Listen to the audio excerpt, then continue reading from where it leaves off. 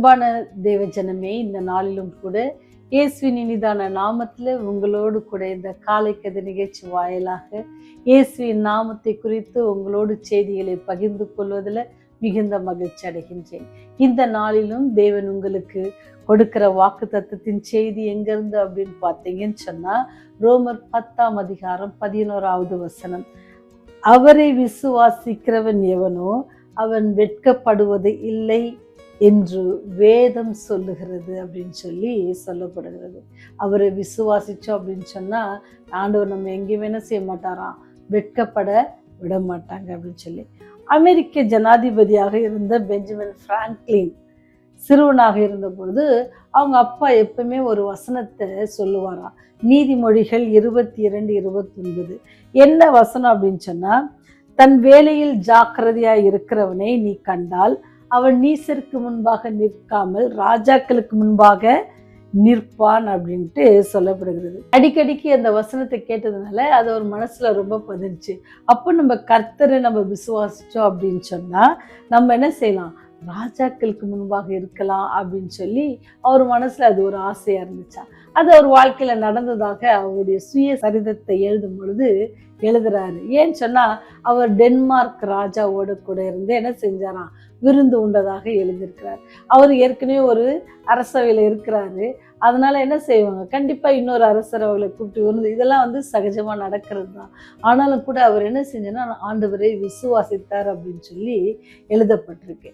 ஏன்னு சொன்னா, ஒவ்வொரு நாளும் நீங்களும் நானும் ஆண்டவரை விசுவாசிப்போன்னு சொன்னா ஆண்டவர் கண்டிப்பாவே நம்ம என்ன செய்வாராம், ராஜாக்களுக்கு முன்பாக என்ன சொன்னா, ராஜாக்களுக்கு முன்பாக என்ன அவங்க கூட இருக்கிறது இல்லை, அவங்களுக்காக நம்மை பணிவுடை செய்வதற்கு நம்மை அழைப்பார்கள். ஏன்னு சொன்னா, இவ்வளவு உண்மையா இருக்கிற பையனை என்ன செய்வோம், நம்முடைய சாமனத்துல வைத்துக் கொள்வோம் அப்படின்னு சொல்லி ராஜாக்கள் என்ன செய்வாங்களாம், அழைப்பார்கள் என்பதுதான் அதனுடைய அர்த்தமா இருக்குது. நீங்க இன்னொரு கதை கேட்டிருப்பீங்கன்னு நினைக்கிறேன் இல்லையா. யார் அப்படின்னு சொன்னா, லிவிங்ஸ்டன் என்ன செய்யணும்னு சொன்னா, டேவிட் லிவிங்ஸ்டன் என்ன செய்யணும்னா, தன்னுடைய மருத்துவ படிப்பை முடிச்சுட்டு இருந்தாரு.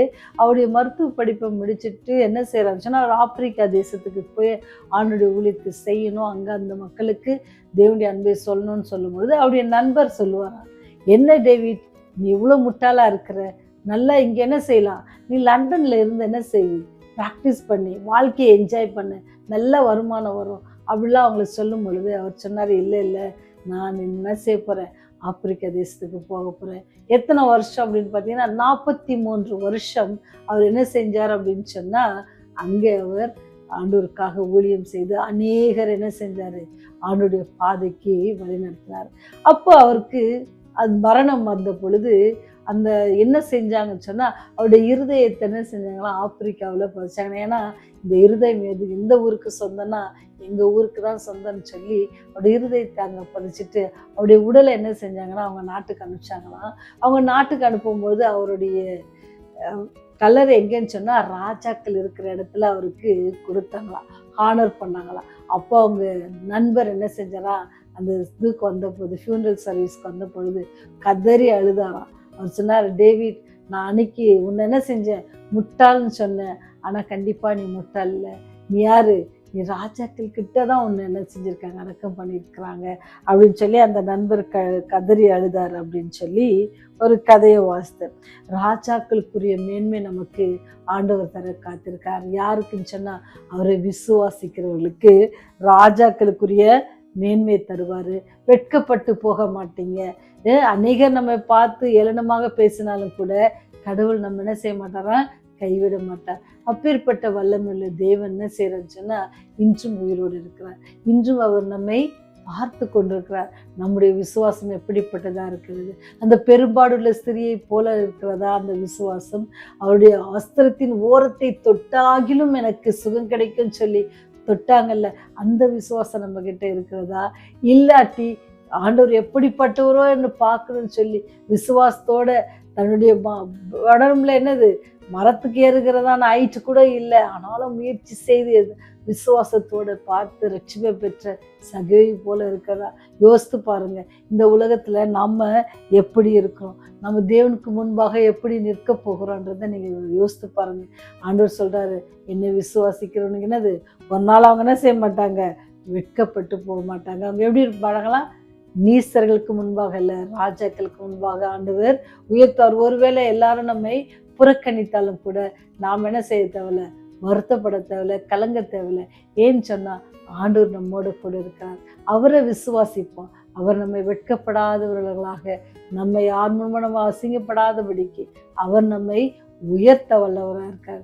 எப்படி அடிமையாக எடுத்து சென்ற அந்த வாலிபர்கள் அந்த மாகாணத்திலே உயர்ந்த பதவிகள் இருந்தாங்களோ, அதே போல ஆண்டவர் உங்களை நிராகரித்த இடத்துல அவர் என்ன செய்வார்? உங்களை உயர்ந்த இடங்களில வைக்க வல்லவராக இருக்கார். இந்த மாதம் முழுவதும் நம்மை அதிக நன்மையினாலும் கிருபையினாலும் முடிசூட்டி வழிநடத்தின தேவனை நம்ம துதித்து அவரை சோஸ்தரித்து, தேவன் நம்ம வாழ்க்கையில எதை செய்தாலும் அது நன்மைக்காக செய்கிறார் என்று சொல்லி நாம் அதை ஏற்றுக்கொண்டு அவருக்காக நாம் என்ன செய்வோமா, உறுதியாக அவர் காட்டின வழியில நம்ம நடப்போம் சொன்னா அவர் நம்மை எப்பொழுதும் பாதுகாத்து அவர் நம்மை வழிநடத்த காத்து கொண்டிருக்கிறார். உங்களுடைய விசுவாசம் எப்படிப்பட்டதா இருக்கிறது?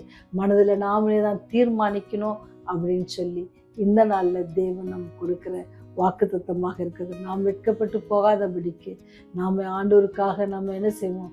ஒப்பு கொடுப்போம். ஆண்டவர் நமக்கு வேண்டாம் என்று சொன்ன காரியத்தை நாமும் வேண்டாம் என்று சொல்லி ஆண்டவருக்காக நாம் நிற்போம். அவர் நிற்கும் பொழுது அவர் நம்மை உயர்த்த காத்திருக்கிறார்.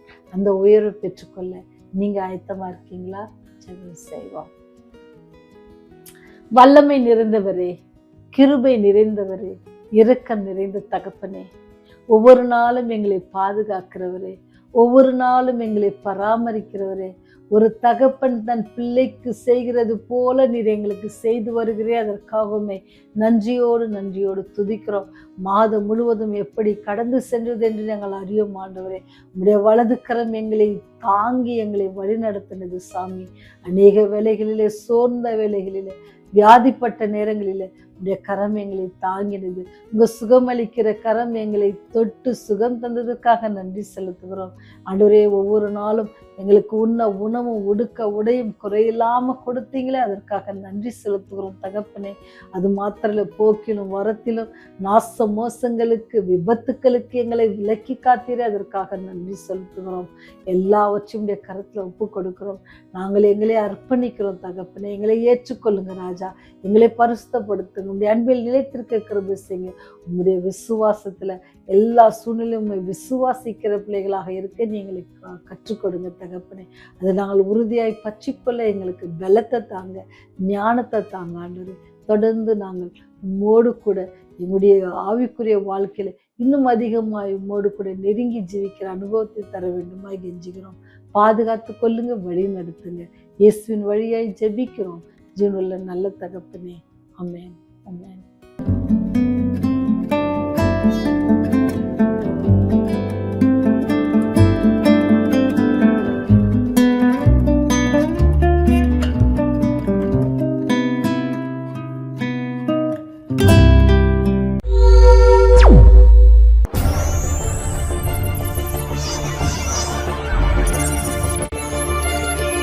நீங்கள் பார்த்துக் கொண்டிருப்பது உங்கள் ரிவைவல் டிவி.